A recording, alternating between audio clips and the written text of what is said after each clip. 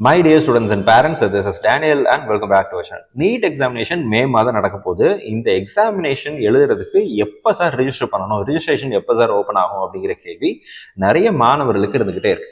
So இந்த வீடியோவில் அதற்குரிய பதிலை தான் பார்க்க போகிறோம். இது வரைக்கும் நீங்கள் சேனலை ஒரு வேளை சப்ஸ்கிரைப் பண்ணால் பார்த்துட்டு இருந்தீங்க அப்படின்னா சப்ஸ்கிரைப் பண்ணிக்கோங்க. அண்ட் கூடவே பக்கத்தில் இருக்கிற பெல் ஐக்கான் கிளிக் பண்ணி வச்சுக்கோங்க. அப்படி வாட்ஸ்அப் டெலிகிராம் சேனலில் இது வரைக்கும் நீங்கள் ஜாயின் பண்ணல அப்படின்னா ஜாயின் பண்ணி நீட் எக்ஸாமினேஷனுடைய ரிஜிஸ்ட்ரேஷன் பார்த்தீங்கன்னா கிட்டத்தட்ட ஒரு மாதம் உங்களுக்கு டைம் அப்படிங்கிறது கொடுப்பாங்க. இந்த 1 மந்த்துக்குள்ள என்னென்ன டாக்குமெண்ட்ஸ் எல்லாம் தேவைப்படுதோ அந்த டாக்குமெண்ட்ஸ் எல்லாம் நீங்கள் அப்லோட் பண்ணுறது, உங்களுடைய ஃபோட்டோ, சிக்னேச்சர், தம் இம்ப்ரெஷன், இந்த மாதிரி நிறைய விஷயங்கள்லாம் இருக்குது. என்னென்ன டாக்குமெண்ட்ஸ் வேணும் அப்படிங்கிறத பற்றி நம்ம ஆல்ரெடி ஒரு வீடியோ அப்படிங்கிறது போட்டிருக்கிறோம். அந்த வீடியோ நீங்கள் பார்த்துருப்பீங்க. பார்க்கலன்னா டிஸ்கிரிப்ஷனில் லிங்க் கொடுத்துருக்கேன், ஐகார்ட்லேயும் நான் கொடுத்துருக்கிறேன், ஐகார்டில் இருக்கும். நீங்கள் என்ன பண்ணலாம் அப்படின்னா அந்த வீடியோவை செக் பண்ணி பார்த்துக்கோங்க. அந்த டாக்குமெண்ட்ஸ் எல்லாம் உங்ககிட்ட இப்போ இருந்தே நீங்கள் ரெடி பண்ணி வச்சுக்க அப்படிங்கிறது நல்லது. பெரும்பாலும் ரிப்பீட்டர்ஸ் கிட்ட எல்லா டாக்குமெண்ட்ஸும் இருக்கும். Freshers, in case if you are fresher, 12th படிச்சுட்டு இருக்கிறேன், நான் நீட் எழுத போறேன், ஃபர்ஸ்ட் டைம் எழுத போறேன் அப்படின்ட்டு இருந்தீங்கன்னா கெட் ரெடி. நீங்க இந்த டாக்குமெண்ட்ஸ் எல்லாம் மேக் இட் ரெடி. ஓகேவா? இந்த டைம்குள்ள ரெடி பண்ணி வச்சுக்கோங்க. ரிஜிஸ்ட்ரேஷனுக்கு எவ்வளவு டைம் கொடுப்பாங்கன்னா 1 மாசம் கொடுப்பாங்க. ஸோ இந்த 1 மந்த் ரிஜிஸ்ட்ரேஷன் டைம் முடிஞ்சதுக்கு அப்புறம் அவங்க கொஞ்சம் டைம் எடுத்துட்டு எக்ஸாமினேஷன் அப்படிங்கிறது போயிடுவாங்க. ஸோ எக்ஸாமினேஷன் மே மாதம் 5ஆம் தேதி. அதில் எந்த மாற்றமும் இல்லை. There is no change. அதில் பெரிய மாற்றங்கள் வராது, பெரும்பாலும் வராது. இப்போ 1 மந்த் அப்படிங்கிறது வந்து பார்த்தீங்க அப்படின்னா ரிஜிஸ்ட்ரேஷனுக்குரிய time.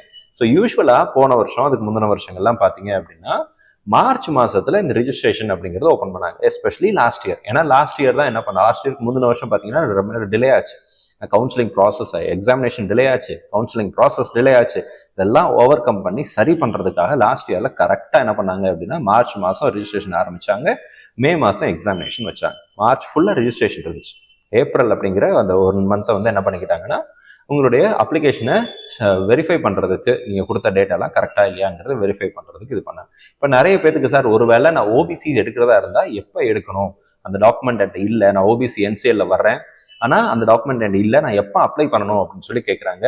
In case if you belong to OBC NCL category, உங்களுடைய ஆனுவல் அதர் இன்கம், நீங்க சம்பளம் 10 லட்சம் வாங்கினாலும் பரவாயில்ல, அதர் இன்கம் 8 லட்சத்துக்கு மேல இருந்துச்சுன்னா you are not suppose to get OBC NCL.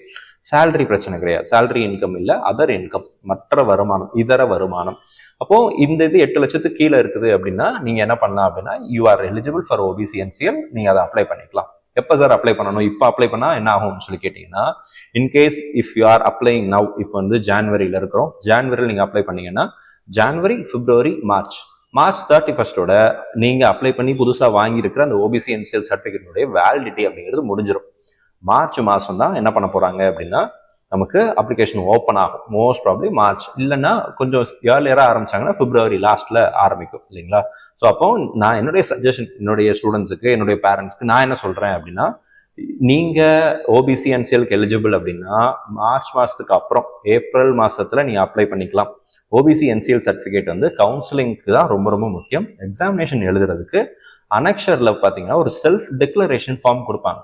அந்த ஃபார்மை எழுதிட்டு நீங்க என்ன பண்ணிக்கலாம், ஓபிசி என்சிஎல் அப்படின்னு சொல்லி கூட நீங்க போட்டுக்கலாம். வாட் இஃப் ஒரு வேளை நான் வந்து செல்ஃப் டிக்ளரேஷன்ல ஓபிசின்னு கொடுத்துட்டேன் சார், ஆனா ஓபிசி என்சிஎல் எனக்கு கிடைக்காம போயிடுச்சுன்னா என்ன ஆகும், நான் கவுன்சிலிங்ல பார்ட்டிசிபேட் பண்ண முடியுமா, பண்ண முடியாம போயிடுமா, இந்த மாதிரி கேள்வி உங்களுக்கு இருந்துச்சுன்னா நீங்க பயப்பட வேண்டாம். ஓபிசி என்சிஎல் உங்களுக்கு கிடைக்கலன்னா ஜென்ரல் கேட்டகரியில நீங்க கவுன்சிலிங்ல பார்ட்டிசிபேட் பண்ணிக்கலாம். அதுல எந்த இஷ்யூவும் வராது. ஃபைன். ஸோ இந்த விஷயம் அப்படிங்கிறது உங்களுக்கு புரிஞ்சிருக்கும்னு நினைக்கிறேன். எக்ஸாமினேஷனுக்கு பொறுத்த வரைக்கும் நமக்கு 2 மாசத்துக்கு முன்னாடி ரெஜிஸ்ட்ரேஷன் அப்படிங்கிறது ஸ்டார்ட் பண்ணுவாங்க. மோஸ்ட் ப்ராப்ளி நமக்கு மார்ச் ஃபர்ஸ்ட் வீக்ல அல்லது பிப்ரவரி லாஸ்ட் வீக்ல நீட் எக்ஸாமினேஷனுக்குரிய ரெஜிஸ்ட்ரேஷன் ப்ராசஸ் அப்படிங்கிறது ஆரம்பிக்கும். இந்த வீடியோ உங்களுக்கு யூஸ்ஃபுல்லாக இருக்கும்னு நினைக்கிறேன். இந்த வீடியோ உங்களுக்கு யூஸ்ஃபுல்லாக இருந்துச்சு அப்படின்னா மறக்காம இந்த வீடியோக்கு ஒரு லைக் போட்டுருங்க. அட் த சேம் டைம் இது வரைக்கும் நீங்கள் நம்மளுடைய சேனலை சப்ஸ்கிரைப் பண்ண பார்த்துட்டு இருந்தீங்க அப்படின்னா சப்ஸ்கிரைப் பண்ணிக்கோங்க. அண்ட் கூடவே பக்கத்தில் இருக்கிற பெல் ஐக்கான் கிளிக் பண்ணி வச்சுக்கோங்க. வாட்ஸ்அப், டெலிகிராம் சேனலோட லிங்க் எல்லாம் கீழே டிஸ்கிரிப்ஷனில் அவைலபிளாக இருக்குது. நீங்கள் அதுலேயும் ஜாயின் பண்ணி வச்சுக்கோங்க. All the very best and thank you so much. இருக்கிற கொஞ்ச நாட்டில் கரெக்டாக பிரயோஜனப்படுத்துங்க. உங்களுடைய மார்க் அப்படிங்கிறது கட்டாயம் இன்க்ரீஸ் ஆகும். All the very best.